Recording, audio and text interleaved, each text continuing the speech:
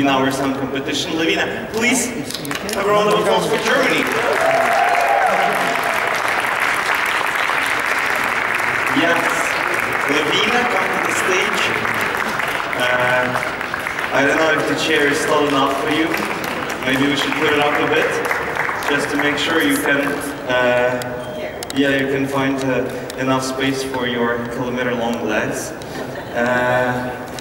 It's nice to have you. It's nice to be here.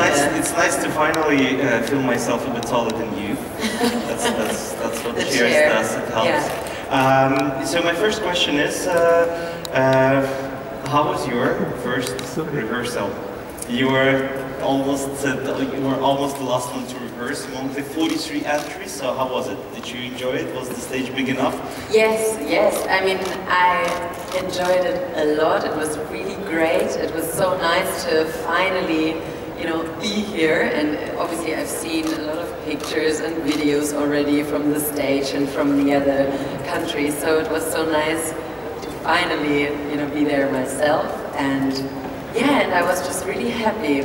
It felt so good, yes. So I'm really looking forward to it when the people are there inside. It was just a bit empty, of course.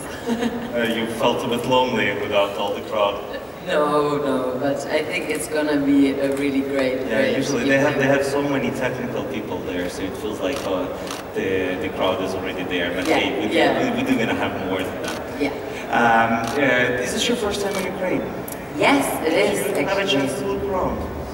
Not yet, unfortunately, because we just arrived around 6 p.m. last night, and we went straight to the hotel. We had to do some last, practice and hair and makeup and this sort of things.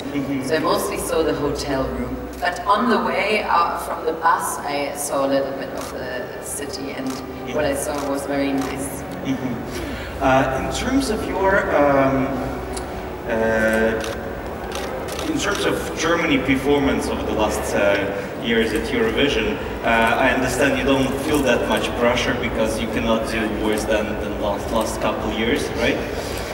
Well, yeah, unfortunately, of course, unfortunately it didn't go so well in the last 2 years, but of course I will, there's some pressure, but not a bad pressure, because I feel very happy and optimistic, and I will definitely do my best, and obviously I want to change the placement of the last 2 years. Well, I'm absolutely sure that yours is not going to be the last one, just because you're the most beautiful German lady I've seen in my life, and I'm sure the crowd is ready to support and ready to start with your questions. Alistair, we usually take you as the first one. All right. Hi, Alistair Birch from Europhile. I have a question about your EP a couple of years ago, Bedroom Records. How difficult was it to produce that, and how did that compare to your preparing your Eurovision single? Okay, that's a very nice, interesting question. Yeah, it was obviously a few years ago that I recorded my own EP, and it was quite a difficult process because I had to get all the people together. I was like the driving force and everything. I had to get the funds. I did the design and everything.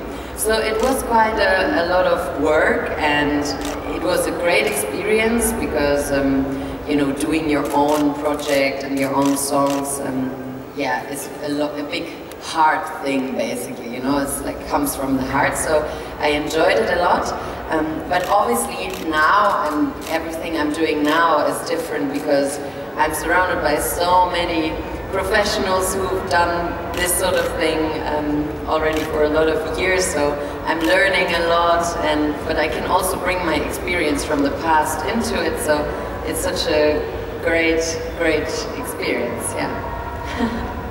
Okay, lovely. Let's have another question from the first row.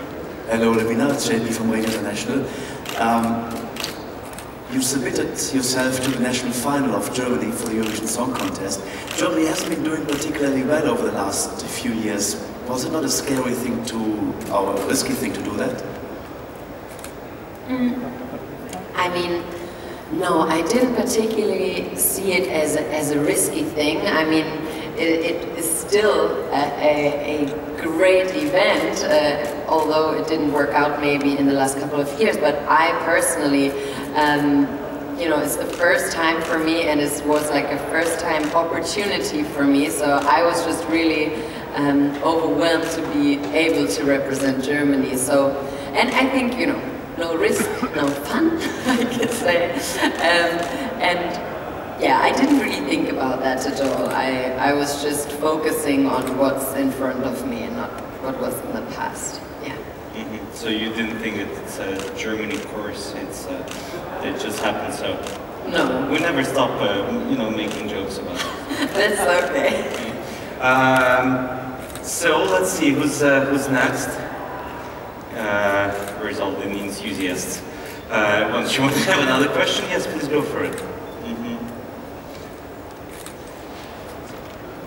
It's more about the collaboration with the US composers. How did this come up?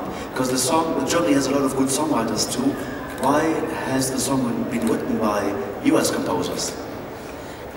Well, so actually there were quite a few songs in the selection. So the German team and before we had the German pre-selection, they were already getting sent a lot of songs from different composers. So in the end, it was about finding the right 2 songs for that German final, and I think it just so happened that it was this song.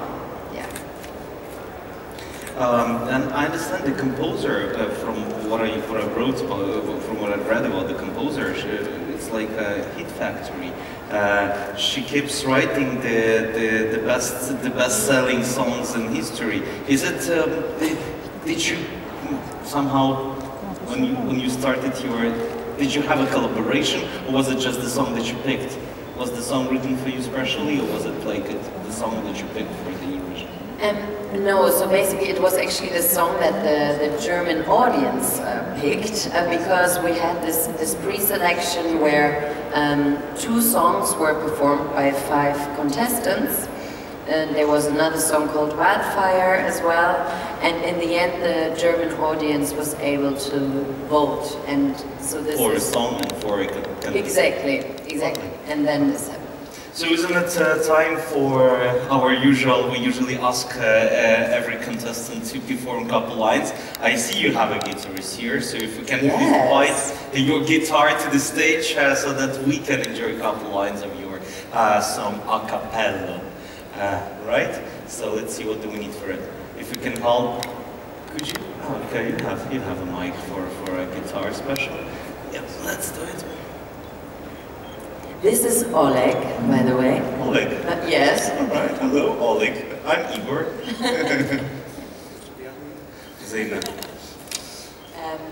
Okay, so we're just gonna do a little a cappella version of You Will Not Believe It. Perfect, live.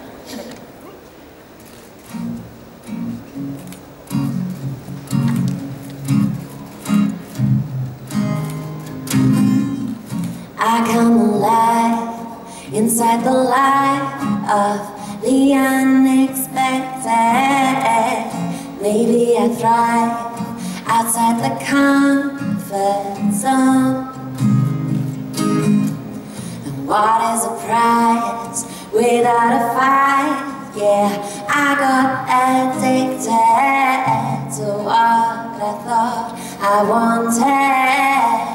All along, I've been walking to sleep, dreaming away, finding a bed, but I don't break. I'm almost a sinner, nearly a saint, fighting with every breath I take. I'm not afraid of making mistakes. Sometimes it's wrong before it's right. That's what you call a perfect life.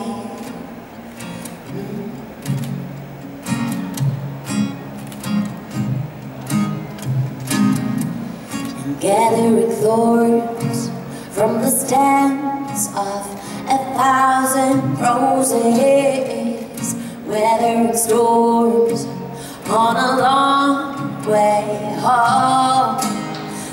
Yeah. I look for the sweet in every bitter moment, tasted in every last mistake. I see the other side after walking asleep, dreaming away, finding a bed, but I don't break. I'm almost a sinner, nearly a saint, finding with every breath I take. And I'm not afraid of making mistakes. Sometimes it's wrong before it's right, and that's what you call perfect. That's what you call perfect, and that's what you call perfect life.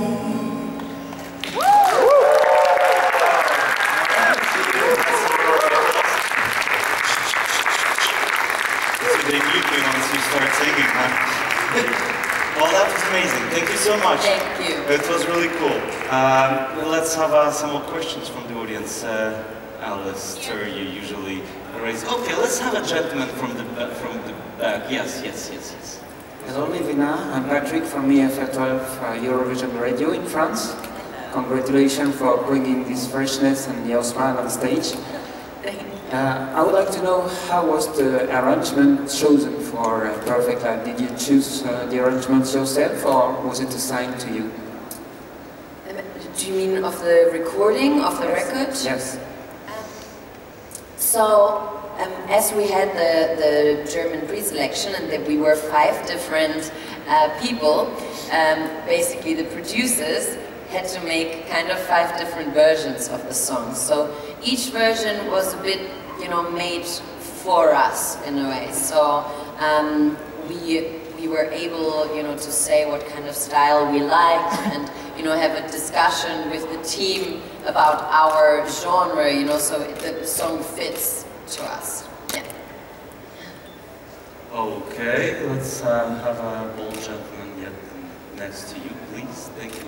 Hello, Levina. Hello. I'm Sebastian from Destination Eurovision Poland. On the very beginning, I would like to congratulate you to achieve a hat-trick, because you are singing about perfect life. This perfect life song had perfect lyrics, and you are a perfectly beautiful woman, so congratulations. Thank you. And my question is about somebody who was on the jury panel at your preselection, so Lena Meyer-Landrut. I would like to ask you if you are open to come back at Eurovision without hesitating what the placing would be, and if you are be open to cooperate, for example, with Stefan Raab, who probably said that he won't back at Eurovision at the producer context, but maybe, just maybe, future would be happy. Okay, so you mean if I would want to collaborate with Stefan Raab or at Eurovision, if I come back? Well, so many gifts. so many. Yeah, sorry. Yes, I mean, he's, you know, you probably know that he's quite a famous guy in Germany, and he has done a lot of nice things to do with music. Obviously, he was there also for Lena, and she was there. So I would say, of course, if you wanted to, you know, I would be up for it.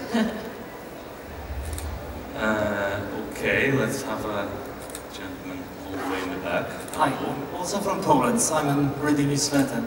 I have a question about the German music market, actually, because you are one of the biggest countries in Europe. You are the richest. And you sent a song composed and written by foreigners. How it come? I think we had a sort of similar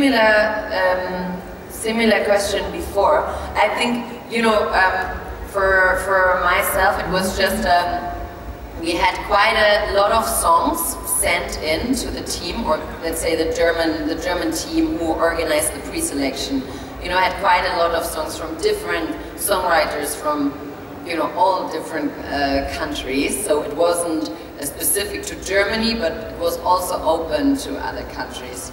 So I think it was just, in the end, this song was chosen, you know, was, okay. Let's have the lady from the first row.